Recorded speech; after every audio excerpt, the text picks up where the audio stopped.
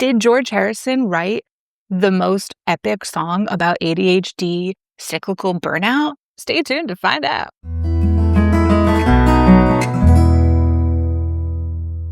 Hi, my name is Chloe, and I am the creator of Equinox Atelier and this channel made in Scotland. Today, I want to talk about the journey I've been on for the last couple weeks, I'd say, but certainly if you've been following along with these videos the last few days quite intensely, where I have been taking stock, literally and figuratively, of everything going on in my creative business, what I've been doing just in my life, post-moving from London to Scotland, and a lot of the stagnation that I felt, which led to me getting rid of, for example, 75% of the products in my store and completely moving my studio into different rooms and organizing everything differently, was actually ADHD burnout. So I thought it would be more honest to finish this little mini series of how I'm kind of rewriting my whole life with a reflection on all the other times in my life that I have decided that a complete start from scratch, clear the slate, do something radical to change things, start over was going to change my life. So the title of this video is a little ironic, where this era better fix my life, because it is still how I feel. I'm just, after 7 years of therapy, a lot more self-aware about what is happening and that this is a cyclical pattern due to ADHD, and there's nothing wrong with me or with the pattern unless it makes me unhappy. And so that is the key, is recognizing when it's happening and trying to put things in place to prevent it from getting out of control and continuously hitting burnout over and over again. So last night, while I was trying to think about how I would approach this topic, because it's really sensitive. And I think if you have ADHD, you can feel a lot of shame and embarrassment about this being something that happens to you, or like that you do to yourself, maybe if you think of it that way. And it also is really abstract for people that haven't maybe experienced it. So I wanted to make it more approachable from both sides. And I was like, I got to come up with some kind of like metaphor or story that's really going to hit home. And I was like struggling. And then I went to brush my teeth and I just started singing the George Harrison Beatles song, Here Comes the Sun. And I was like, this is it. Did George Harrison write the most epic song about ADHD cyclical burnout? Yeah, I think so. So I went and looked at the lyrics more closely, because everyone knows the kind of chorus, and I wanted to really understand like what the poetry was that George Harrison was writing. I also went and looked at the story of how he wrote the song, and I was like, oh my God, I think this actually is about, subconsciously or consciously, about ADHD burnout, because he had been in the studio at Apple Records, surrounded, in his words, by a lot of executives and accountants, which is, I feel, a very Beatles way of being like stiff shirts that were cramping my style, dude, who just wanted to make money. And he was describing that the creative process had felt very like stifled and dulled.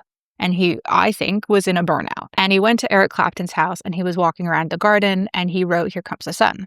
And he said it was sort of like to kind of get back at these Apple execs who had, I should say, if you don't know, it's not Apple, the Macintosh computer product company. It's their own record label. But yeah, he was just trying to get back at like that kind of demand, that's the place he was in when he wrote it. And I feel like that is describing exactly how I feel a lot of the times when I hit burnout. And then the lyrics, Here comes the sun, here comes the sun. It's like this beautiful, wonderful, warm, shiny, bright thing that's going to just fix everything. And it's also really intense. And when the sun comes, when inspiration comes, when creativity comes, it's really passionately intense and bright, and you follow it and you're burning the wick at both ends, so to say. And then when it's nighttime, or when the sun goes away, or when it's raining, or when it's a cold, cold, lonely winter, you hit this burnout. And I always struggled with the words burnout, because I was like, it doesn't feel like I've exhausted necessarily my energy reserves. I still have lots of energy for other things. I just no longer have energy for this one thing. And this one thing could be really massive, like your job that's earning you money. It could be friendships. It could be relationships. It could be a hobby that you used to enjoy. And then all of a sudden one day you wake up and it's like gone. And it can happen, honestly, like in an instant. And sometimes it happens more slowly. So it creeps up on you. And one day you wake up and you're like, hey, I've been unhappy for a long time. And I think that this here comes the sun, like most like metaphor is so describing my cyclical ADHD passions. Like, oh, here comes the sun, another new exciting thing. Yes, yes, yes, yes, yes. Please come save me from this doldrum. And then you're passionate. And then it goes back to this cold, cold, lonely winter. And then but here comes the sun again. And you keep chasing. So it's both really hopeful and it's a sort of beautiful, hopeful song. But it also, I think, has a sort of undercurrent of like, yeah, you constantly get back up and feel hopeful and wonderful and then have all this energy. And then you will inevitably come to a darkness again. And I think that that's a really, like, for me, I'm going to take that with me going forward. Whenever I get this like new exciting idea and I'm about to spend 18 hours in a hyperfocus about it and forget to eat and forget to take my dog for a walk and forget to use the bathroom, I'm going to try to be like, here comes the sun, like recognize ahead of time that like, this is a sunny patch. This is a passionate sunny patch and we're really like excited about it, but it will go dark again. So don't keep going. Don't keep burning that sun until you burn out. So I hope that resonates or makes sense about what I mean when I'm talking about this burnout of like, it's not necessarily that you've worked so hard to the point of exhaustion, although that can be it. It can also just be like the excitement, the brightness of this shiny hyperfocus, or this thing that you were really into has lost that energy and excitement for you. And very often the response is to just stop everything, start over something new, trash the business, leave the relationship, move to a new country. I've moved countries several times in my life, back and forth across the UK. I've moved to New Zealand for a couple of months. Like, I'm no stranger to my life isn't working. Let's just do something completely different. And I also really struggled with the move to Scotland because while I was living in London, for the first time, I actually wanted to stay somewhere. And I was like, my life is like stable. It wasn't stable. My life is like predictable. That is the word. It was predictable. And that felt comfortable for the first time. And I was like, I'm healing. This is great. But if I looked at all the other things, I was burning through my money because London is so expensive. I wasn't chasing passions. I wasn't trying to figure out what made me really happy. I was just kind of doing the job I was doing and not really motivated to make friends, new friends, not trying new hobbies, all these kinds of things. And I realized that I had hit a massive burnout in London. I had completely exhausted anything that ever made me excited about living there. And it was time to move. And who knows if Scotland will work out. I hope it does because I've always wanted to live here. But I was just afraid that what I was doing was this, like, I'm going to change my life in this new era, better fix it. And I really was like, because of my 7 years of therapy, like aware that that could happen. And I was really nervous, but it worked out. And so I'm glad that I did it. But as soon as I got here and I like rebranded the business, the candle business, and it wasn't hitting and people weren't interested and I wasn't interested and I wasn't promoting it. And people were like, oh, how's it going? And I'm like, bad, honestly, bad. And they're like, oh, why? Do you know why? And I'm like, well, I think because I'm not promoting it. I'm not that into it. Like, I'm not contacting people to try to get into retail stores up here. I'm not marketing it online. I'm not posting on social media. I'm not reaching my customer base. I've lost the thread. I've lost the story. I've lost the reason. And I realized it's because the bright, shiny thing, which was designing the new packaging and creating all the stuff, was over. I'd done the here comes the sun moment, and now I was in the winter again. I'm going to let this go cold. I'll keep talking. I'll put it down, and then I'll completely forget that it's there. So yeah, I needed to do this clean out. I needed to make peace with the fact that over the years, I'd spent thousands and thousands of pounds on different approaches because I was chasing the sun each time. I have just now, I already finished cleaning out the studios and everything, and I was going through just the pile of stuff I need to either sell or get rid of or donate. I was like, what's this? I recognize this. What's this? And I'd brought it all the way here from London. I should have gotten rid of it in London, but there were so many things that I was like, I might use it, that I still brought with me. And it was a branding tool, to brand wood or leather.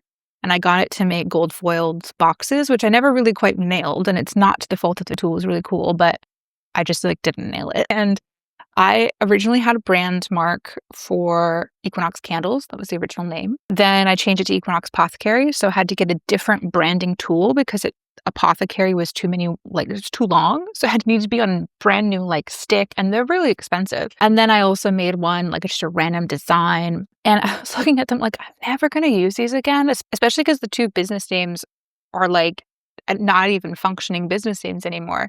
But I didn't want to get rid of them because I spent money. And what if I decide I'm going to swap out the branding tool tip to like be something else? I'm like, yeah, but you couldn't do it properly.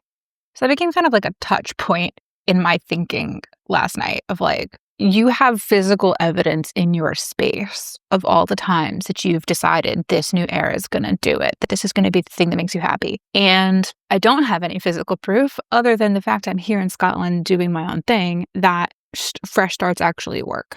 And sometimes they do, like especially if you're in a toxic relationship or a toxic job, you have to get out of there. But sometimes just like the superficial fresh starts of like, I'm going to redo my entire wardrobe. I'm going to redo my entire decor. I'm going to buy a bunch of new houseplants and let them almost die. This one's not doing well and this one's fake. But like those superficial fresh starts are the same thing as a new ADHD hyperfocus. And if you constantly think this is going to fix my life, like it probably won't. So how am I going to make this one different? How am I going to make this one stick? You ask? Well, I don't really know. And that's the honest to goodness answer. So in my first video, and you don't have to watch them sequentially, but in that video where I was talking about how this like ADHD impulsivity and spending too much money really almost toppled the ability to keep doing this business. I mentioned that like now I need to go all in on the candles, I said. So like all in on these candles. And I think that is the key. I think rather than pushing myself to, say there's a bar I have to hit or like a known performance indicator KPI that I need to meet, or that there's a goal for like number of sales, a number of followers, a number of anything that I need to achieve. I think I just need to make my goal that I only focus on minimal things. So I really like having moved into this new studio space because it is physically smaller. I can keep it more contained and organized. It feels more inspiring. I was saying in my studio clean out video, like it already feels like there's less stuff that I'm drowning in and I can see everything. And a lot of ADHDers will relate to like, if you can't see it, it doesn't exist. And if I couldn't differentiate my supplies from other things in the room, like I didn't like think about it. Whereas now I think I'm much more motivated to like make some candles and, film some content, put some stuff online, that kind of thing. So I think that will really help. And anytime I feel like inspired to, go get a box to make this and go get a packaging to do that and go out for this, like just don't for now. That's my goal. Don't for a year. And then if I want to add stuff later and I think it's doable, we'll revisit, But I think for me, sticking to just candles right now is going to be key. And it's easy to also like compare yourself to other businesses. And a while back, the big trend, I don't know how much it really is now, but a while back, the big trend was like to also offer room mists and also offer wax melts. And so that's what I launched with back in 2024. And like I said in my first video, it had challenges just keeping that stuff in stock. It had challenges with selling to Northern Ireland because of the room mist containing alcohol and stuff like that. So it just like, I almost like started at a point of failure. I should have started with like 4 or 5 different scents, just candles, really focused on that, really found my people, focused also on how to make them less expensive. Like I know my candles right now are too expensive for a lot of people, but it also has to do with the manufacturing cost for me. And then if I want to sell retail, if I want to make even like a pound profit per candle, I have to sell them like pretty high. So I'm also like revisiting that, like, do I care about making money at this point? Am I fine not going for the retail route, in which case I can sell on candles closer to wholesale prices for people. And maybe that makes it more approachable, more affordable. And that's maybe all I need, because this isn't my bread and butter. This isn't my full-time job right now. I would like it to be possible in case I ever lose my job, which is super possible in the music industry. It is crazy out there, y'all. AI is coming for us. So it's possible. And then I would like to have, something to fall back on. But I've just never, ever turned a profit on this business. And if you've gained anything from these 3 videos, it's been me basically complaining to myself on camera. I've wasted all this money and not thought like a business person. I think like a business person in my day job. Why haven't I thought about this like a business person? So that's also a mistake. I think when you turn a hobby into a job, you can not only lose sight of why you found the hobby or the craft that you enjoy doing. You lose sight of that passion, but you also can do things passionately for the sake of the art.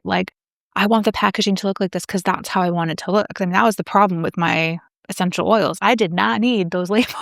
I didn't even need to sell those products, but I just had it in my head that I needed to realize this vision that I had. I needed to make it a physical object. So that is the here comes the sun moment, to go back to good old George Harrison. I would get blinded by the sun, by these ideas, and I would just have to do it. The sun is a big creation entity. It was build, grow, do. And then, it would just burn me to a crisp. So what can we take away from this? I hope that I've learned a lesson here. I do hope that by paring things down and becoming more simple, that I will be able to succeed in this candle business. But I also am being very gentle with myself. I have a friend who I once gave advice to that I forgot giving this advice. And she then gave me the advice back one day and said it was the best thing she'd ever gotten. And I was like, oh, that is great advice. Just to be gentle with yourself, to not set these crazy expectations, because then you only will end up being disappointed.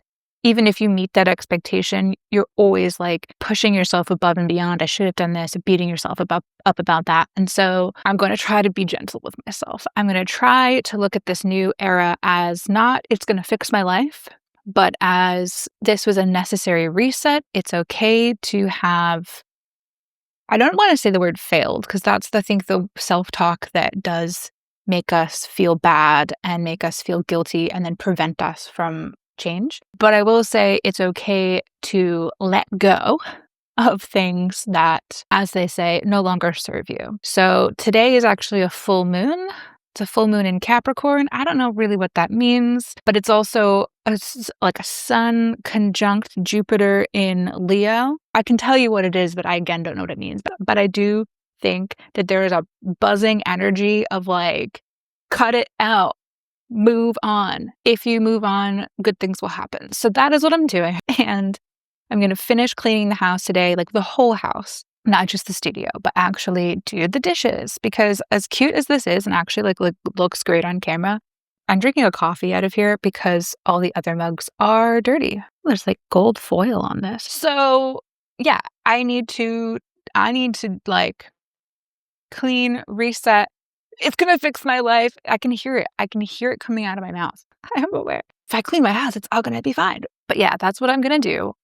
And I will try to continue making a bit more content for this channel. I've enjoyed this, just going back and reflecting and being self-aware of what I'm saying and going, oh, that's interesting. So I may continue making these. I hope you've enjoyed them. Leave me a comment if you can relate to this or have a similar story. Let me know if you want to see more content about ADHD, business ownership, making candles, living in Scotland. I'm planning on doing little vlogs of all of that stuff. I'd also really love to feature other creators who live in Scotland, because I think the Made in Scotland banner can be all kinds of things. So yeah, get in touch if you'd like to maybe do a collaboration or an interview or something. Yeah, I guess I'll leave it here. It's been really nice to get to know you through the screen a little better. I don't know who you are. Who are you? If you want to see more, subscribe, follow, all those things. If you want to see how I actually execute the plan of minimalism, if in a year's time I am selling 50 different things, you can come back to this video and call me out. So yeah, it was really nice to get to know you. My name is Chloe. I run Equinox Atelier and this channel Made in Scotland, and it's been really nice to get to know you.